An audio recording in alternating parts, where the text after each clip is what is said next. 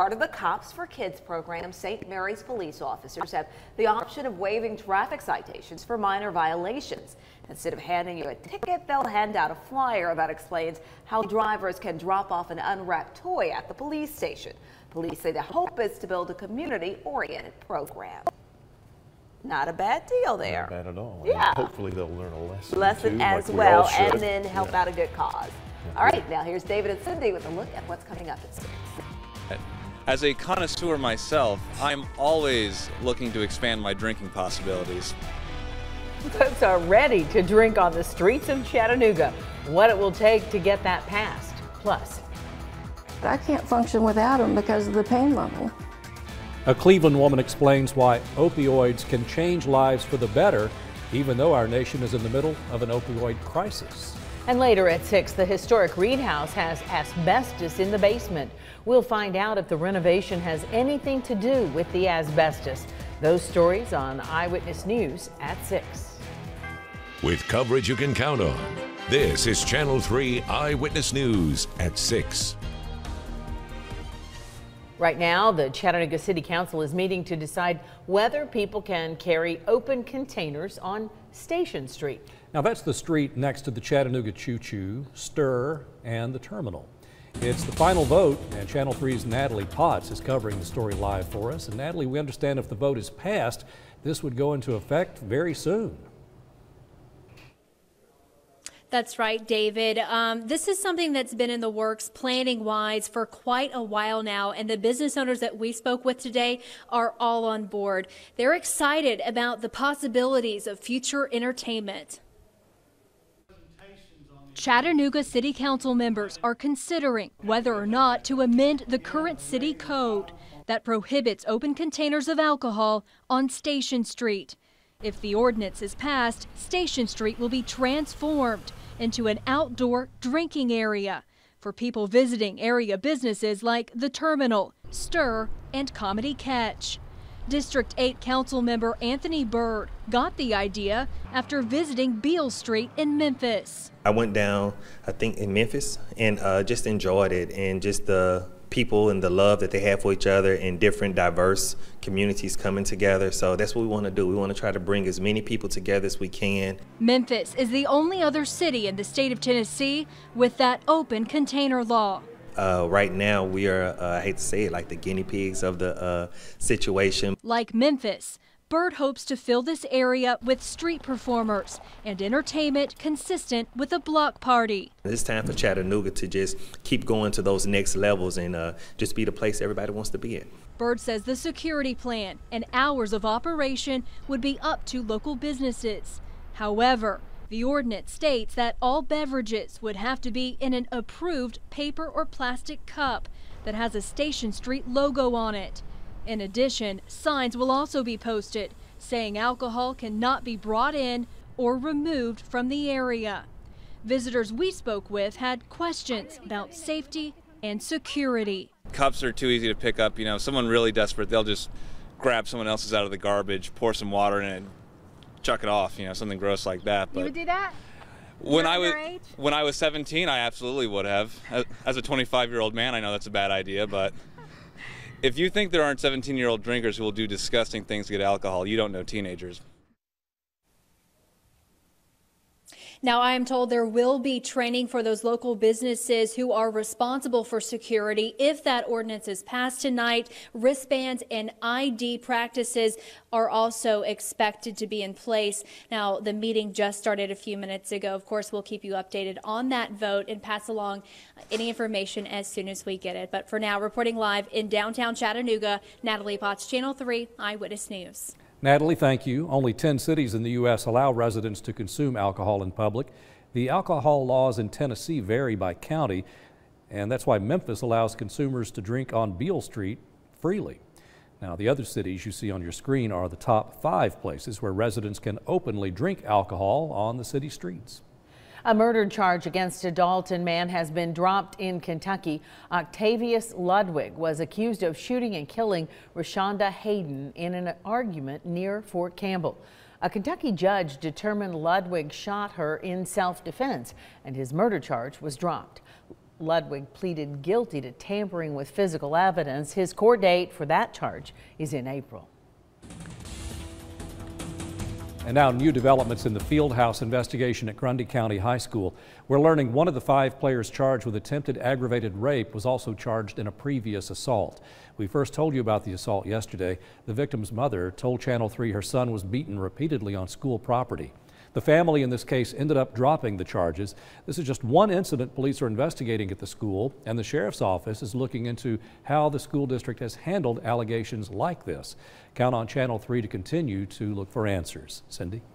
A judge has delayed the trial for Bradley County Sheriff Eric Watson. Watson's trial was set for November 27th on charges of holding and using an altered, forged, or falsified vehicle title. The charges are a Class A felony, and Watson could serve up to 6 years in prison if convicted. The judge ordered a continuance in the case. The reason is unclear, but Watson's attorney says the sheriff wants to get this behind him. Also, a Cleveland woman says she depends on opioids to survive and says she has several painful diseases preventing her from doing day-to-day activities. The government is working to eliminate unnecessary opioids from communities, and the woman wants others to remember people like her suffering and living with chronic pain. Channel 3's Kate Smith shares her story. Christy Wells-Reese manages her pain with a strict daily regimen of opioids. For chronic pain patients like herself, the new government crackdown isn't life-saving, it's life-threatening. 1, 2, 3, 4, 5, 6, 7, 8, 9, 10, 11, 12, 13, 14 for night. Christy Wells-Reese sits on her couch, an arm's reach away from her medicine and other personal items. It's by design. She stays in her chair for the majority of her day, every single day. There was a time I couldn't get out of bed. I spent every day in the bed. She has lupus, arthritis, and fibromyalgia, diseases that cause widespread pain, forcing her to take 30 pills to relieve discomfort. I feel a lot of shame when I did that, but now when you go to a pain management doctor, the first thing you do when you go to another doctor is you tell them, I go to a pain management doctor, so there's no secret. Her pain management doctor is responsible for writing any opioid prescriptions.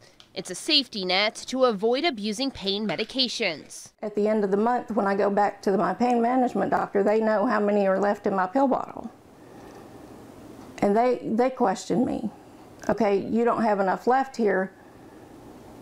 Why don't you have enough left in your bottle? You should have so many days left. Last month, President Trump declared the opioid epidemic a public health emergency. Christy understands some struggle with addiction.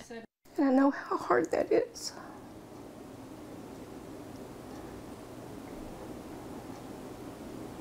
But it's also hard to live with pain every day. For her, even though she might not always show it, the pain is there and it's real. They see me, they see my smile. They see that I talk on the phone and they don't hear it in my voice. Or they'll see me out in my chair and they won't see the pain. President Trump wants to crack down on drug distributors and traffickers and to work with state and federal agencies to lure people away from drugs and opioids. In the studio, Kate Smith, Channel 3 Eyewitness News. Thank you, Kate. The owner of the historic Reed House in downtown Chattanooga confirms asbestos has been found in the basement of the hotel. Channel 3 launched an investigation into the Reed House after an employee filed an asbestos complaint with the state. We're told the investigation is still open and will take 8 weeks to complete. Reed House officials say the asbestos will be cleared during the $25 million renovation, which is set to start tomorrow. We're not necessarily required to remove that, but for the benefit of our employees, we have hired an asbestos abatement company through our general contractor, and any asbestos that was found in that report is being abated through this renovation. Now, the owner says the first phase of the project is supposed to be complete by August of next year. Now, we'll have results from state inspectors' investigation, and we'll let you know how that affects the renovation coming up tonight at 11. And next on Eyewitness News at 6, the Chattanooga Choo Choo dropped a bombshell on some folks. No events at the hotel next year. What does that mean for brides who planned their weddings? It's heartbreaking. They have a variety of responses. Some of them are in tears, some of them are angry. We'll explain why the Choo Choo made that decision. And I'll tell you about another mild day coming up for tomorrow and what to expect this weekend on my 7-day forecast.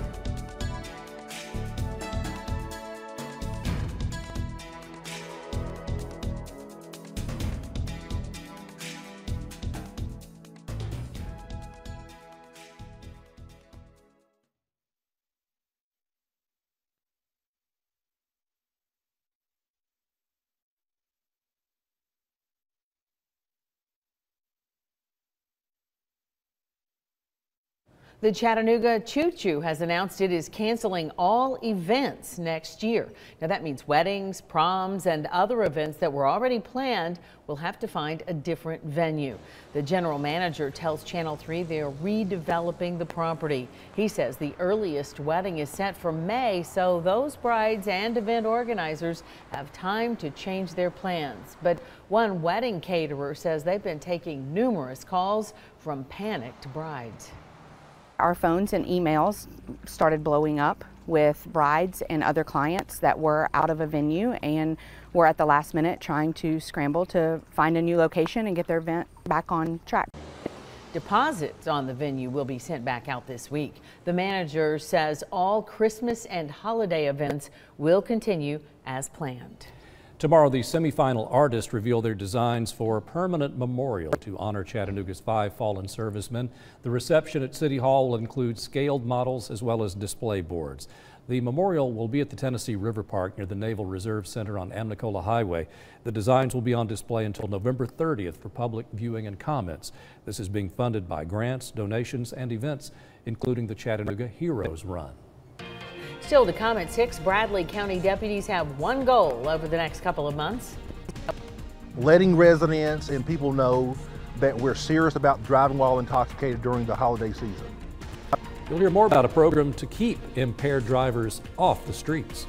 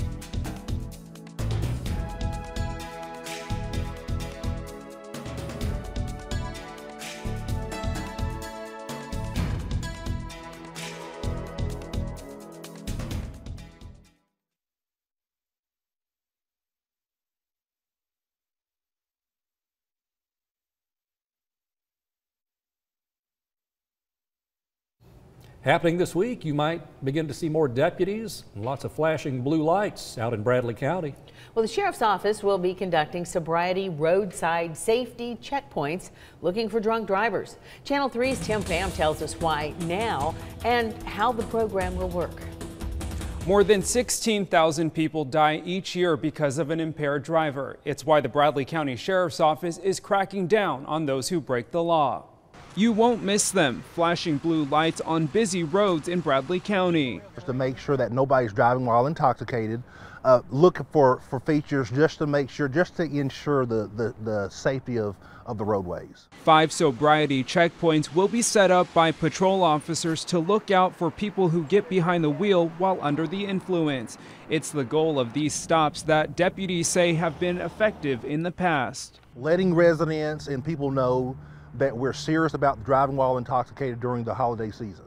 Officers will also check for other violations as well. Last year, illegal narcotics were found in addition to impaired drivers. Not every car will be stopped, but it's not random either. Officials say a system is in place to check on drivers. Have you been drinking? If the officer don't suspect anything, then they go on. We're just looking for any kind of infractions. Sobriety checkpoints are set up about 4 times a year in the county. They're paid for by the Tennessee Highway Safety Office. Deputies use them to show they're serious about violators on the roads. We do feel that it deters people from getting out and driving while intoxicated and makes them think, hey, law enforcement will be out saturating the roadways. The checkpoints will pop up through this Friday. The Sheriff's Office says they'll have another week of sobriety checks before the end of the year. In the studio, Tim Pham, Channel 3 Eyewitness News. About 305,000 people are injured each year by drunk drivers in the U.S. The Sheriff's Office says the checkpoints are not about meeting arrest numbers. They hope to curb the number of violators on the roads. And now to Dalton, where the Board of Education voted to purchase land for a new school, which will house 6th and 7th graders. It's 38 acres of land across the north bypass from Dalton Middle. The land was donated, but the board is paying $350,000 in realtor fees to close the sale. So this school would house 1,200 students and would relieve overcrowding at Dalton High and Dalton Middle. Channel 3's Share Your Christmas Food Drive is just about here. We're talking about it and driving towards it. It's an effort to end hunger in our community. Donations will be accepted on Friday, December 8th at 3 locations in the Channel 3 viewing area. Now, if you can't make it to see us that day, you can give online, or you can drop off non-perishable food items at participating grocery stores. We have a list of those stores posted on our website. Looking forward to that day. Coming right up. It is. Doesn't feel like it's so much outside right now, but that's a good thing. Let's check in with Chief Meteorologist Paul Bears. Hey. All right, we're going to be watching a colder pattern develop over the next couple of weeks or so. These little waves are going to be coming out of the northwest and through Canada. The first one is going to create a bit of a problem up into the northeast. That's usually the first spot that gets hit pretty hard. And again, this cold pattern will continue pushing across our way. And it looks like we're going to see some really cold air coming up sometime around Thanksgiving. That should be the coldest blast of air that we've had so far this year. Now, the weather headlines show a little bit of a change on Wednesday with warmer weather coming up on Thursday.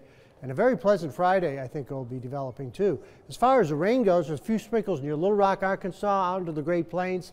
The worst weather anywhere in the country right now is up in the Pacific Northwest near Seattle. Second day in a row, they're getting hammered with snow in the higher elevations. They'll probably get about at least a foot to 2 feet of snow and up in those places, and then 1 to 3 inches of rain down in the valley areas. 55 Cleveland, 54 right now in the city, 51 Dalton, 46 Murphy, and 45 already up near Athens. 60, 41 the high and the low for today, and sun's rising out around 7:15. 62 Lafayette, Dalton 62, Chatsworth 60, 63 Calhoun, 62 both in Scottsboro and Fort Payne.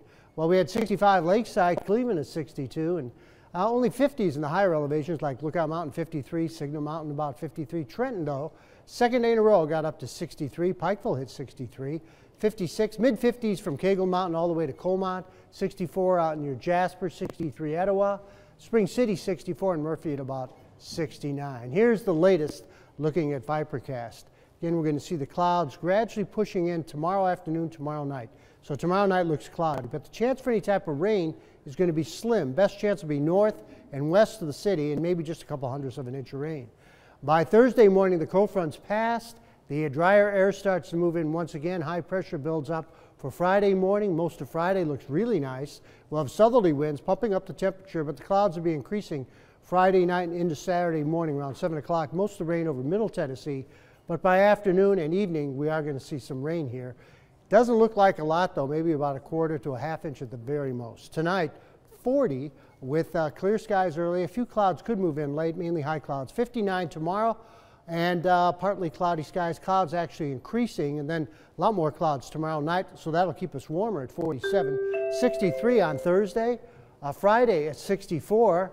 Now Saturday, we'll see the rain move in, probably in the afternoon and evening, and then should be ending in the early morning on Sunday, and then drier air moving in for Monday and Tuesday. Paul, okay. Thank you.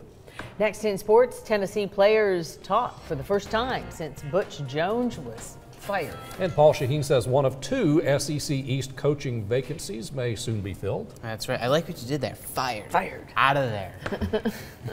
We'll hear from some of those players. Yeah, and we'll find out who Florida may be closing in on. It's a big name, that's for sure. Plus, the Chattanooga Mocs are getting set for a massive senior day. 20 seniors will play their final game as a Moc. Saturday's home preview is next.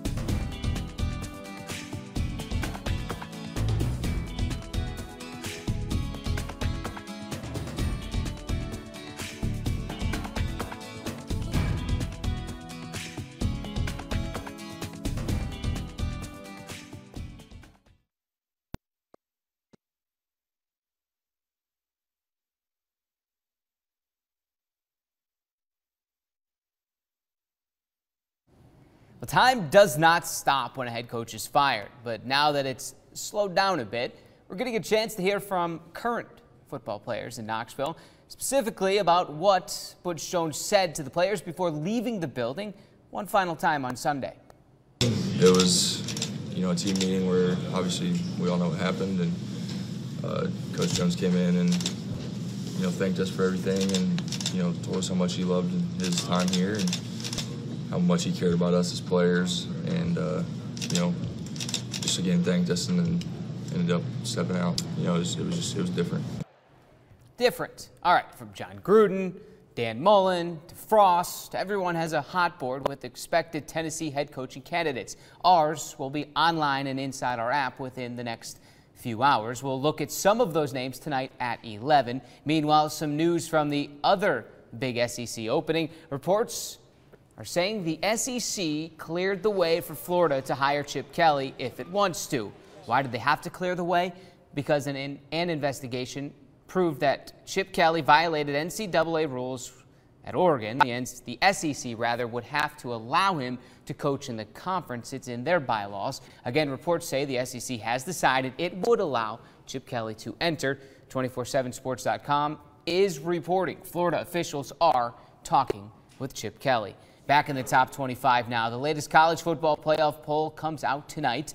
Prepare for a drastic change near the top. Number 1, number 3, number 6, and number 9 all lost over the weekend. Number 10, Auburn beat number 1, Georgia. Third-ranked Notre Dame lost to number 7, unbeaten Miami. TCU lost to Oklahoma, and Washington lost to Stanford. So as odd as it sounds now, it's mid-November, and the Mocs are not playing for playoff positioning, but they are playing for the seniors. 20 Chattanooga seniors will play their final game in blue and gold this Saturday. We understand what it means for our seniors. We understand what it means, for all of our players. And, we need to focus on the main thing, the most important thing, which is going out there and playing the best that we can play, being the best that we can be. If we want to do something for our seniors, if we want to give them something, that's what it is. The Mocs play one final game. It's Saturday, 2 p.m. against in-state rival ETSU. Not senior related, but worth noting, both starting quarterbacks in this game are from Bradley County. Cole Copeland, Bradley Central for UTC, Austin Henrik at ETSU, of course, of Cleveland High School. And quickly on the hardwood tonight, High Point at Tennessee. Tennessee 1-0 on the year. They beat Presbyterian last week. It's a 7 p.m. start on the SEC Network Plus. Of highlights at 11. Glad you mentioned about the UTC game. That Bradley-Cleveland rivalry goes on even after high school. It really does. And at 2 p.m. on Saturday at home, it should be fun. And a concert before that. That's right. All-day party. All right. Paul Bears, what about the weather for tonight? All right. We'll check out your evening out. Right now it's 54 degrees. It should be about 50 by 9 o'clock, and by midnight about 46. Pretty much clear skies throughout this evening. And the winds are calm right now, so 59 tomorrow, 63 Thursday, 64 Friday, and a good chance for rain Saturday, and then colder air for Sunday and Monday. Be Have to prepared. keep an eye on that weekend. Yeah, no doubt. Thank you, Paul. Thanks for joining us for Eyewitness News at 6. Another big news day. Seems like I say that every day, but that's how things are going these days. So check it out next on NBC Nightly News. We'll see you back at 11.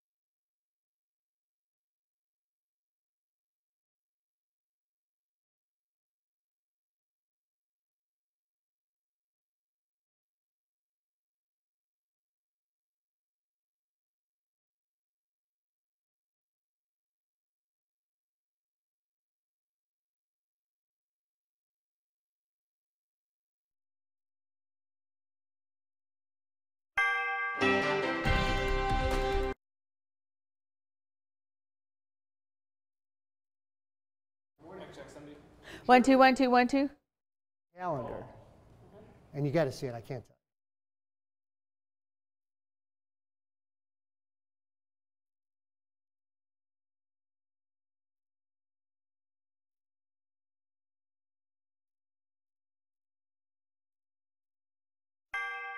A new amendment would make it legal to drink alcohol on Station Street in Chattanooga. The City Council votes on the proposal tonight. Join us at 11 for the results.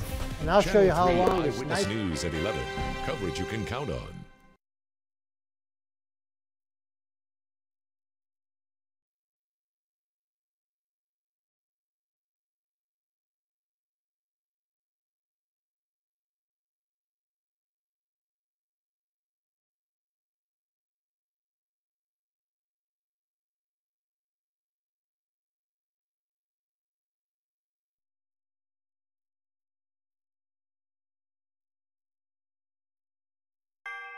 A new amendment would make it legal to drink alcohol on Station Street in Chattanooga. The City Council votes on the proposal tonight. Join us at 11 for results.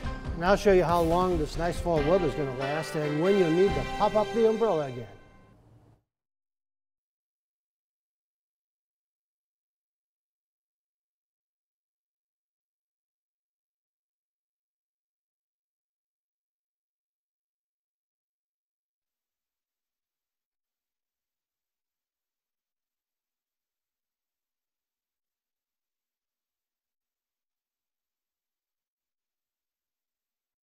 How an asbestos discovery at the Reed House could affect a big renovation.